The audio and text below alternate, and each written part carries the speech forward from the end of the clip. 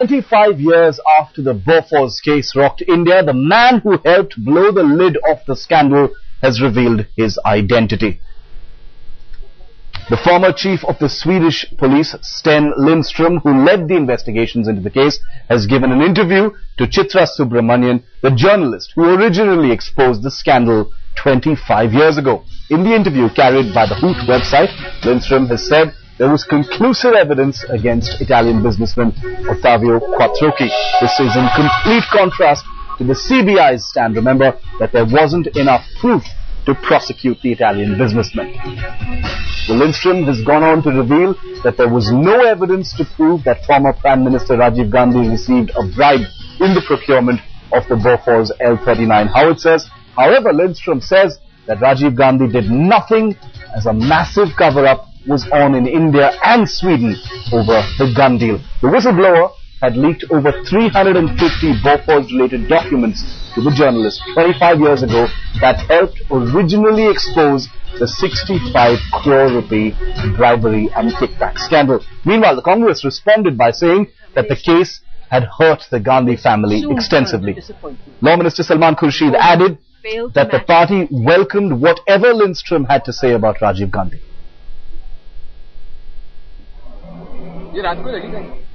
Well, the revelations, as you can imagine, have kicked up a political storm yet again, with leaders demanding an explanation from the government, an indication of the kind of potency the Bofors scam still has. इसमें कोई आश्चर्य नहीं है। मैं तो पहले ही कहता था, जब मैं मिनिस्टर था चंद्रशेखर गवर्नमेंट में, तब भी कहता था कि राजीव गांधी ने नहीं दिया। मैंने तो उसको राजीव गांधी को खुद एक बार कहा था कि it looks as if you got the boot and they got the loot, माने वो ले गए और आपको बाहर कर दिया।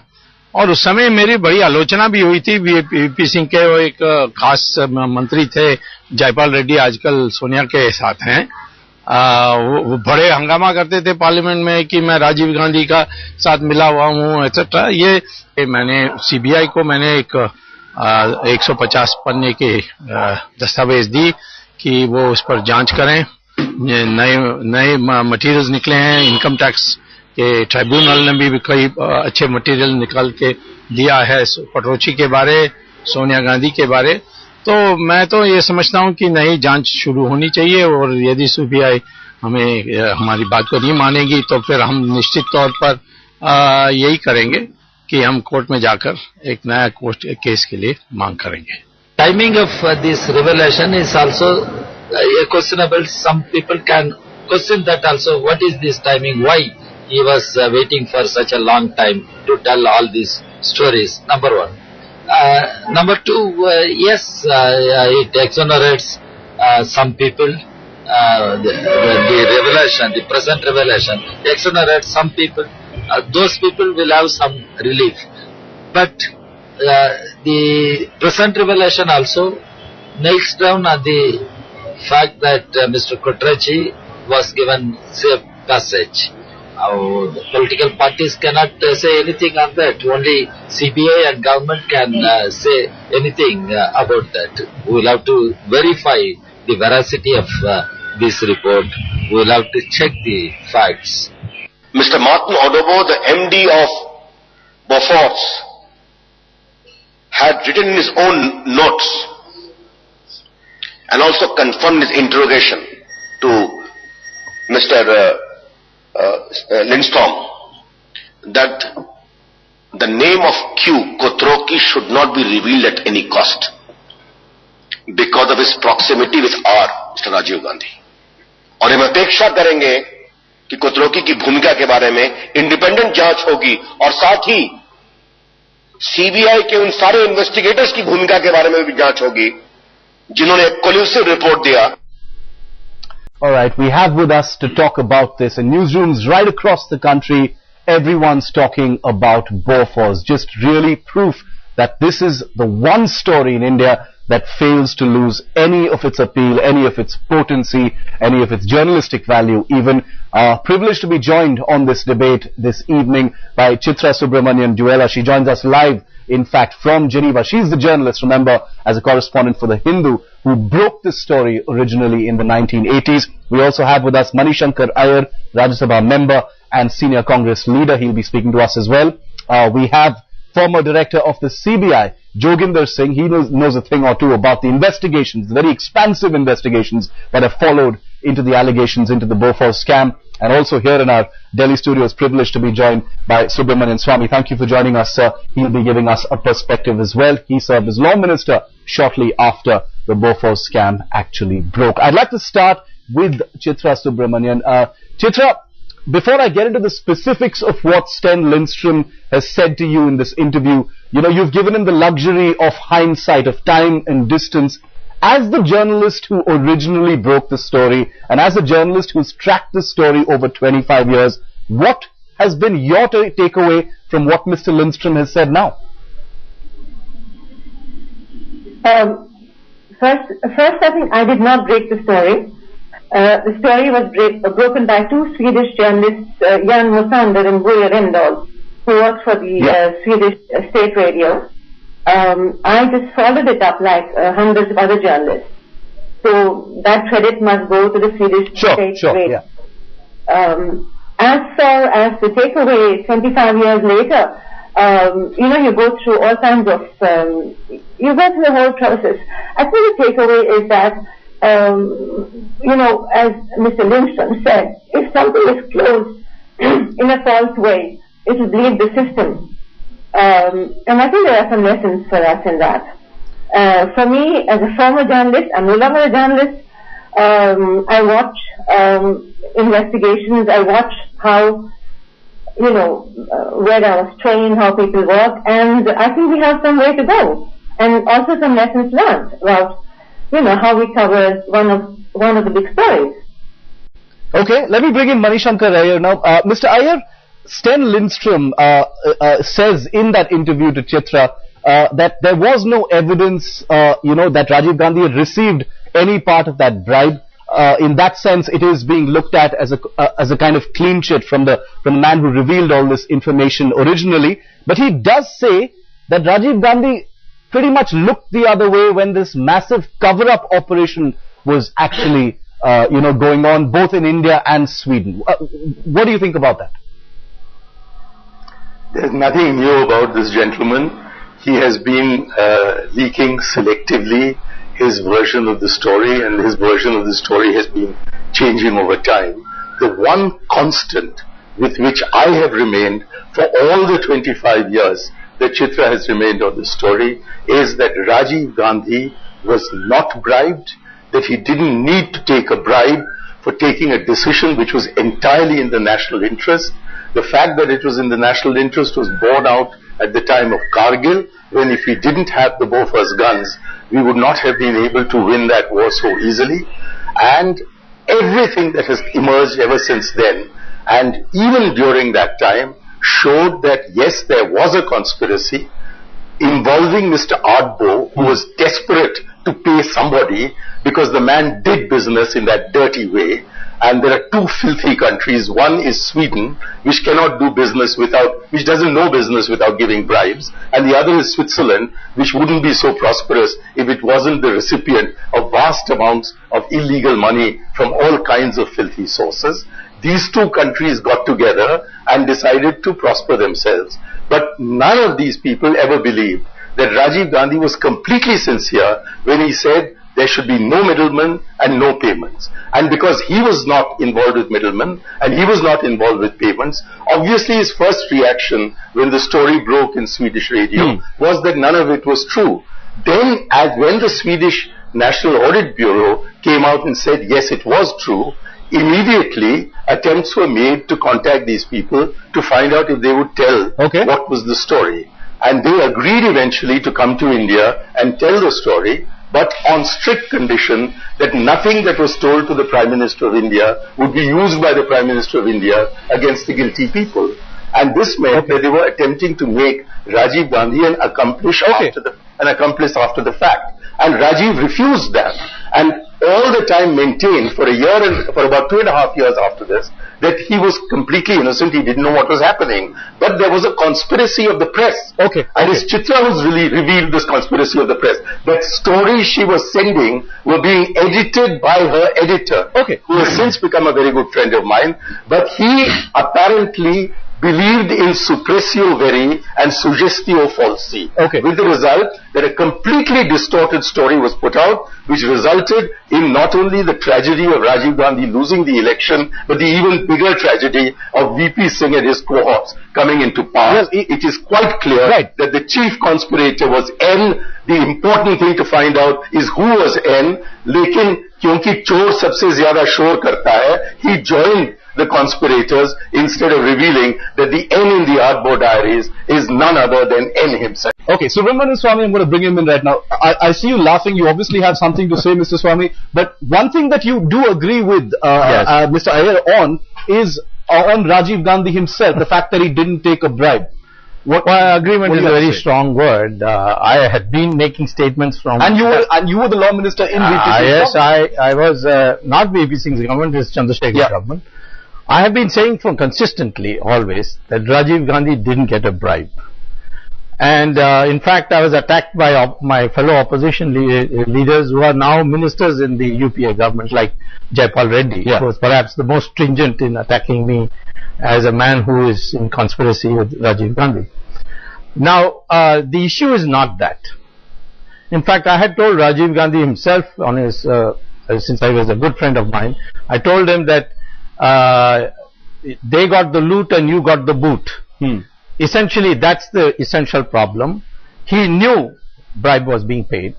The delegation that went with him, and the RAW has a complete file which I had seen at that time, to Stockholm.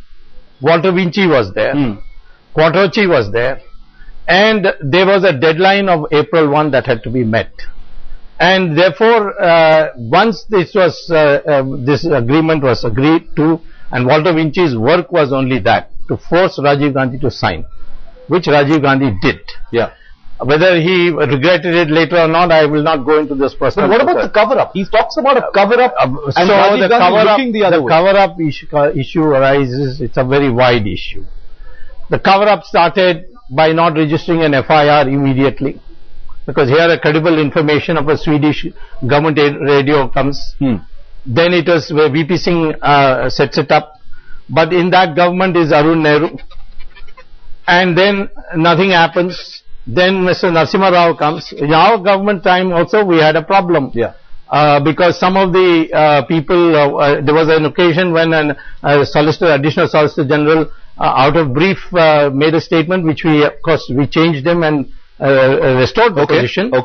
Then Narasimha Rao's time, 1993, the Swiss authorities announced that Quattrochi had received kickbacks. And Quattrochi escaped. The files show that a minister of state in charge of CBI had issued that order. That don't arrest Quattrochi. Then the cover-up came in Malaysia. The council who was chosen to select, to defend the CBI case for extradition, was selected by Quattrochi. So there's cover-up all throughout. Why only Rajiv Gandhi? Manishankar, Chitra says we should take blame as a nation.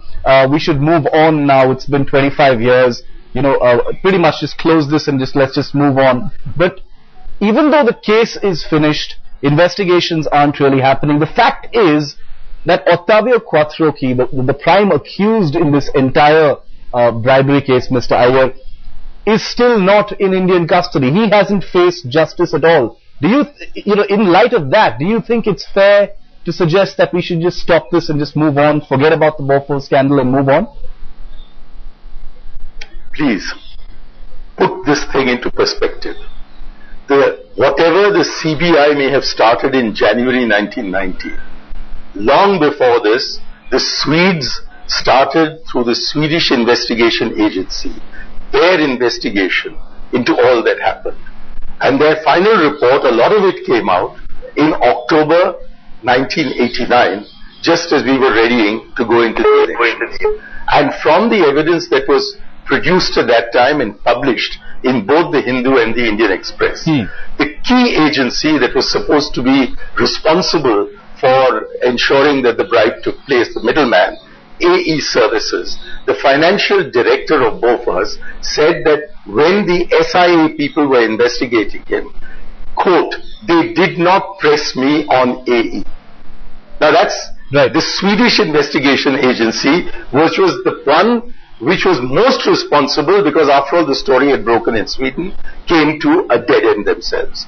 Then, after the government of India decided for purely political and vindictive reasons to file an FIR in January of 1990 and put Mr. Arun Jaitley, who's now the leader of the opposition, in charge, they went running around all over the place, made a complete ass of themselves, produced letters rogatory that had things written in pencil, other pieces of paper stuck upon it, and no wonder the Swedish court just threw the whole thing out.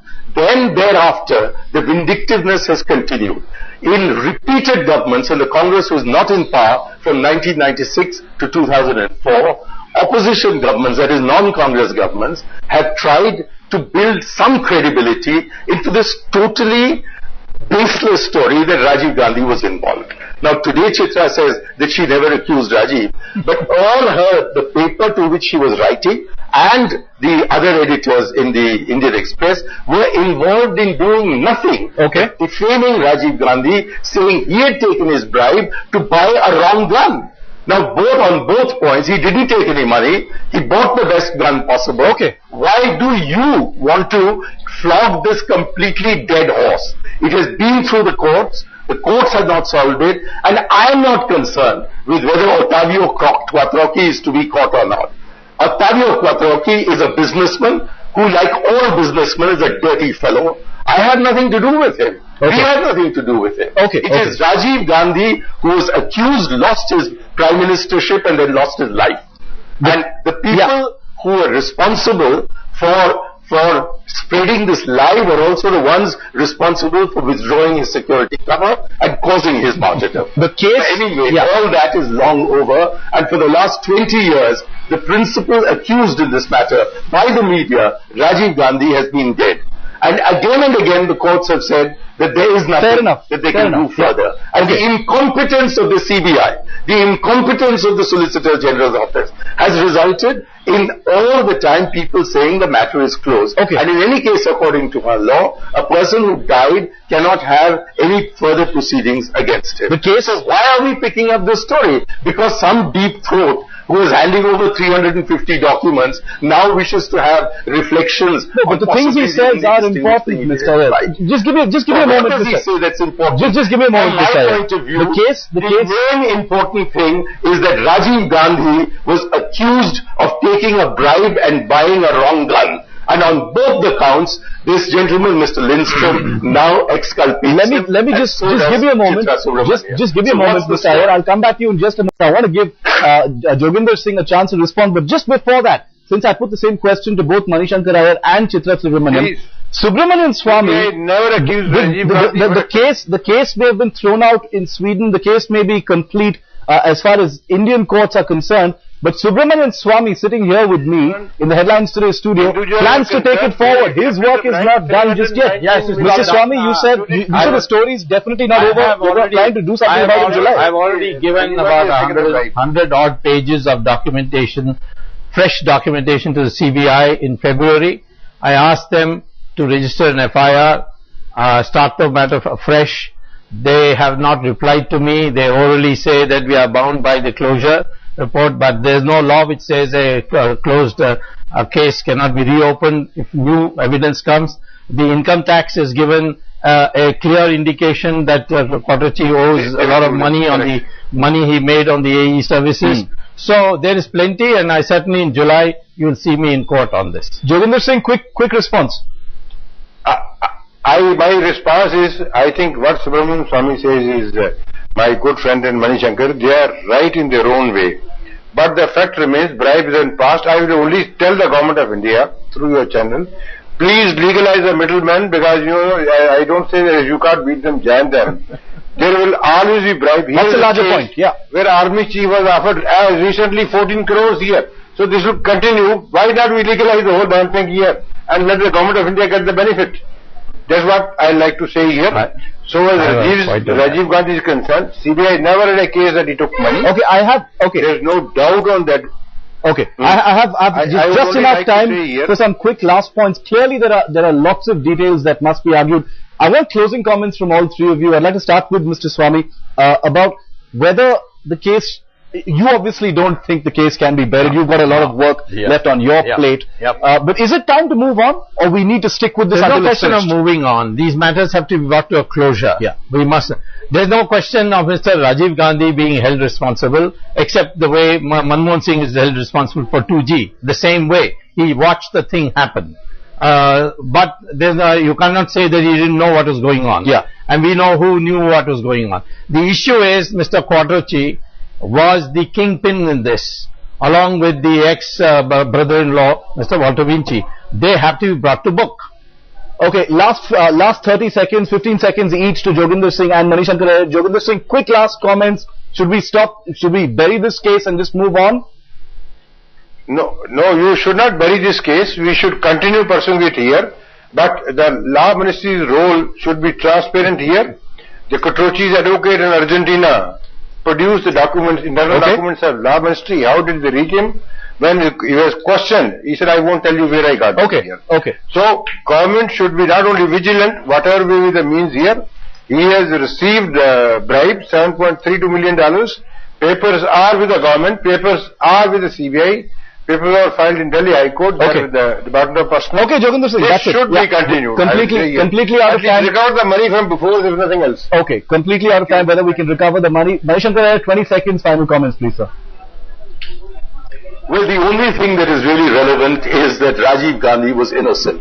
And I expect everybody who said that he was guilty or pretended that he was guilty to now state categorically and without any arrière-pensée that this man was an innocent man who was hounded by sections of the press and eventually lost his life owing to a conspiracy between opposition politicians and a section of the media. Alright, I'm sure there will be a lot of people who will be willing to do that, Mr. Iyer, but I'm sure there will be a lot of people who simply won't be willing to do that at this point. But we leave it there. This is a story that we're going to keep a track of.